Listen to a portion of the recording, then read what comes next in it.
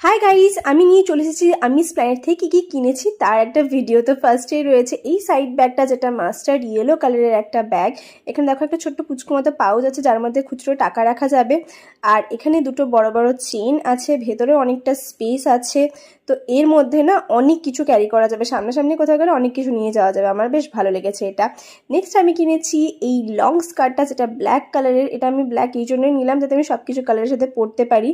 আর এটা খুবই ঘের রয়েছে কিন্তু এর মধ্যে। নেক্সট রয়েছে এই টপটা, যেটা কিন্তু স্লিভলেস আর একদম পিওর কটনের, গরমের জন্য খুবই ভালো।